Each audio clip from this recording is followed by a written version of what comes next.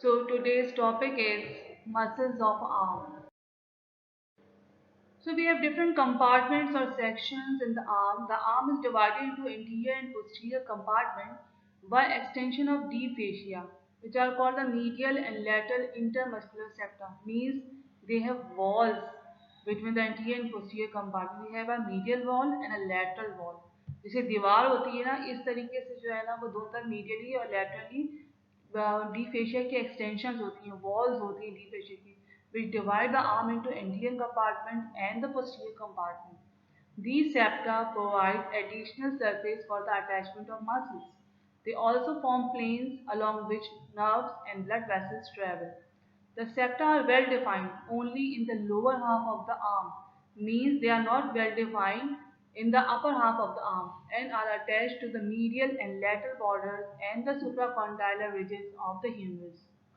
The medial septum is pierced by the ulnar nerve and the supra-ulnar collateral artery.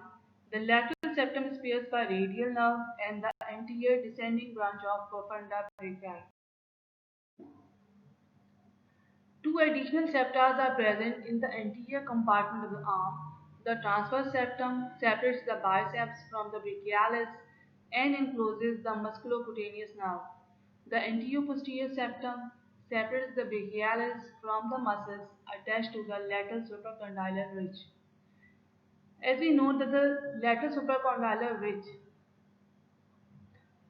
has the attachment of brachialis as well as the extensor compartment of forearm. It encloses the radial nerve and anterior descending branch of the profunda.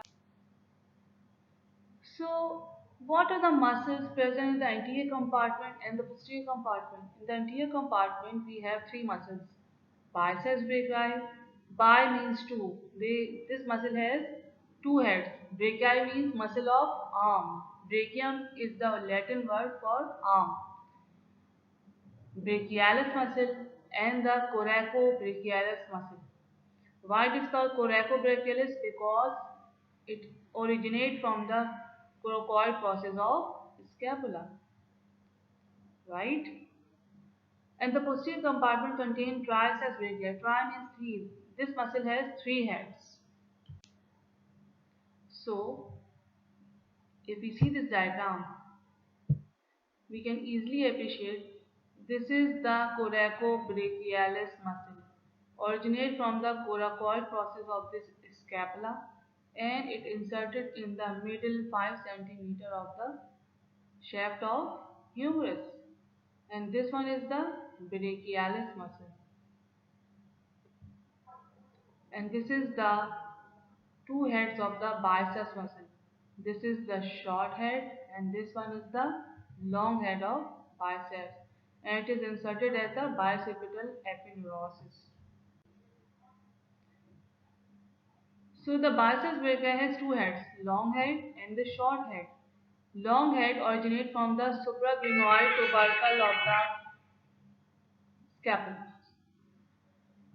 Short head originates from the coracoid process of the scapula and they are inserted on the tuberosity of radius and the forearm fascia while bicipital epineurosis. Biceps is supplied by musculocutaneous nerve, which is the branch of brachial plexus. And what is the function of biceps brachii? It supinates forearm and once supinated flexes the elbow joint. It also flexes shoulder joint. Long head helps in the flexion of shoulder joint. Brachialis muscle originates from the distal half of the humerus and it is inserted on the coronoid process and the tuberosity of ulna. It is also supplied by musculocutaneous nerve and function is flexes the elbow joint. It causes flexion at elbow joint.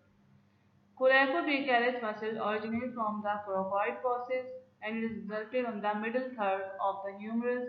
It is also supplied by musculocutaneous nerve and it functions as flexes and adducts shoulder joint. Means it causes adduction and flexion at the shoulder joint. So this is the biceps brachii. We can easily appreciate it. This is biceps brachii And this one is the coracobrachialis muscle, originated from the coracoid process and inserted in the middle third of the shaft of humerus. This is biceps. In this picture we can see this is coracobrachialis muscle. This one is the biceps, short head of biceps. This is the long head of biceps. And this yellow one is the musculocutaneous nerve which supplies the biceps, coracobrachialis and the brachialis muscle, means the flexor compartment or the anterior compartment of the arm. Again, in this diagram you can see this is the long head of biceps and this one is the short head of biceps, and this is coracobrachialis, and just beneath it we have this muscle called brachialis muscle. So the anterior compartment has also transverse humeral ligament, spans the intertubercular sulcus or the intertubercular groove, or we can see the bicipital groove, creating a channel for the tendon of the long head of biceps. This way the two heads unite and the bicipital aponeurosis spans the cubital fossa and blend with the fascia of forearm, means it passes through the cubital fossa and it ends or inserted with the fascia of forearm as a bicipital aponeurosis. Deep to the biceps brachii is the brachialis muscle. Medial to the biceps brachii is the coracobrachialis muscle. So, if we see this diagram, we can easily appreciate it. Again, this is coracobrachialis muscle. This is the musculocutaneous nerve. This is the short head of biceps. This is intertubercular sheet or intertubercular sulcus, in which we have the long head of biceps. This is the brachialis muscle. It is just beneath the biceps brachii. In this diagram, you can see this is coracobrachialis. This is the brachialis muscle. This is short head of biceps. This one is the long head of biceps. So we have three muscles located in the anterior compartment of the upper arm. For memorizing it, we can memorize it by the BBC. B for biceps, B for brachialis, and C for coracobrachialis. Arteries supplied to the anterior compartment of the upper arm is by muscular branches of the brachial artery. Brachium, as we discussed earlier, means the arm. They are all innervated by the musculocutaneous.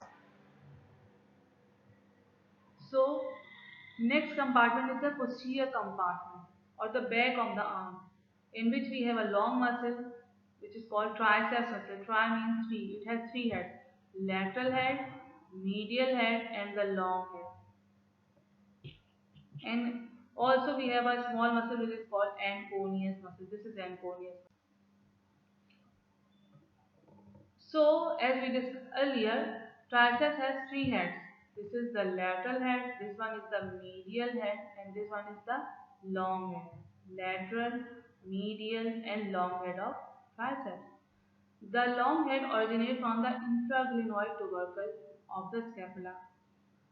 The lateral head originates from the posterior humerus superior to the radial groove. As we know that posteriorly we have a radial groove. So the area above the radial groove is the point of origin of lateral head of the triceps.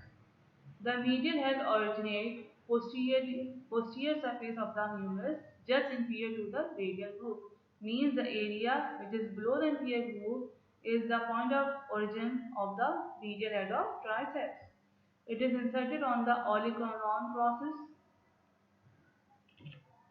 Nerve supplies radial nerve, which is the branch of brachial plexus. कौन सी cord होगी? Posterior cord. Function is extension at the elbow joint. Long head also extends the shoulder joint.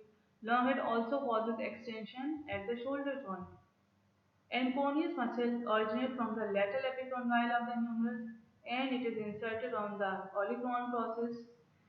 It is also innervated by the radial nerve and it supports triceps to extend the elbow. Means the posterior compartment has enough supply of radial nerve while the anterior compartment has enough supply of musculocutaneous.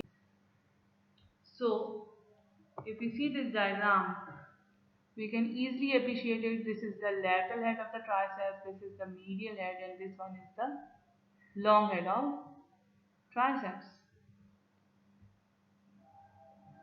So, this is the lateral view. We can see this is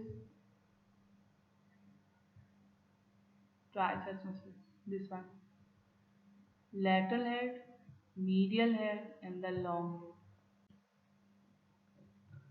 Proximal attachment shaded by the medial and middle and the posterior heads of the deltoid. Observe the lateral intermuscular septum separating the anterior and posterior compartment of the arm. Notice the three spaces: proximal, triangular surface, triangular slit, and the quadrangular space. This is triangular space, this is quadrangular space, this one. This is quadrangular space, and this one is the triangular space, and this is triangular split. This is triangular space. This is quadrangular, and this is the triangular split. Observe the origin of the medial and lateral heads of the triceps inferior and superior to the radial groove. This is the medial head. Between this two, this is the lateral head. So this one is the radial groove. The area above the radial groove, we have the origin of medial head for lateral head, and the area below the radial groove is the origin of the lateral head of the posterior compartment of the upper arm contains the triceps brachii muscle, which has three heads. Medial head lies deeper than the other two, which cover it. Arterial supply is by the profunda brachii artery, which is the branch of brachii. Now, the biceps brachii is a two-headed muscle, means it has two heads, short head and long head. Although the majority of the muscle mass is located anteriorly to the humerus, it has no attachment to the bone itself. As the tendon of the biceps brachii enter the forearm, a connective tissue sheath is given off the bicipital aponeurosis, which forms the roof of the cubital fossa and blend with the deep fascia of the anterior forearm. Attachments: long head originate from the supracranial tubercle of the scapula, and the short head originate from the coracoid process of the scapula. Both heads insert distally into the radial tuberosity and the fascia of the forearm by the bicipital. So this is a beautiful picture of biceps brachii. This one is the long head, and this one is the short head, which originate from the coracoid process, right? Function. What is the function of biceps brachii? It causes supination of the forearm. It also flexes the arm at elbow joint and at shoulder joint. Means the long head causes flexion at the shoulder joint, while the short head flexes the elbow joint. It is innervated by the musculocutaneous nerve. Now the coracobrachialis muscle. The coracobrachialis muscle lies deep to the biceps brachii in the arm. It originates from the coracoid process of the scapula, and the muscle passes through the axilla and attaches the medial side of the humeral shaft at the level of the deltoid tubercle. It flexes the arm at the shoulder joint, and it also causes weak adduction, and it is also innervated by the musculocutaneous nerve. So this is the biceps brachial tendon. This is the short head, this one is the long head, and this is the coracobrachialis muscle, and this is musculocutaneous nerve, which innervate the both heads of the biceps, coracobrachialis, and the brachialis muscle. Brachialis muscle lies deep to the biceps brachii and is found more distally than the other muscles of the arm. It forms the floor of the cubital fossa. It originates from the medial and lateral surface of the humeral shaft and inserted into the ulnar tuberosity, just distal to the elbow joint. It flexes, it causes flexion at the elbow joint, and it is also innervated by the musculocutaneous nerve. It has dual supply, musculocutaneous nerve as well as some part is supplied.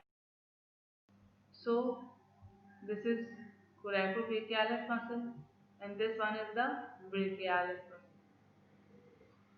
This is musculocutaneous nerve.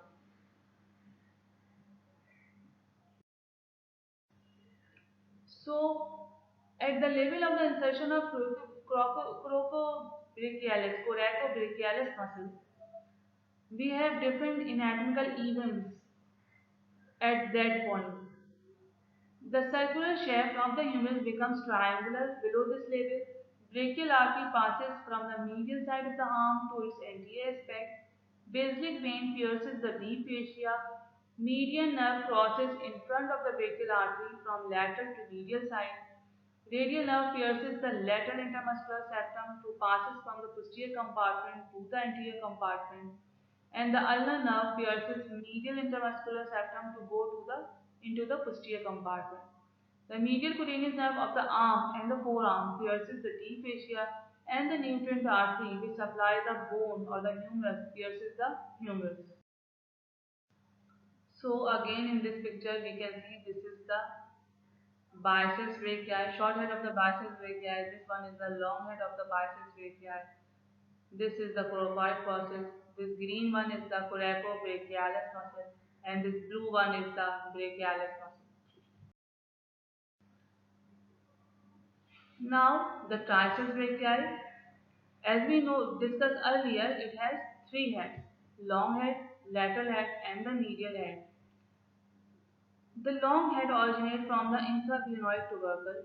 The lateral head originates from the area of the humerus just above the radial groove or superior to the radial groove.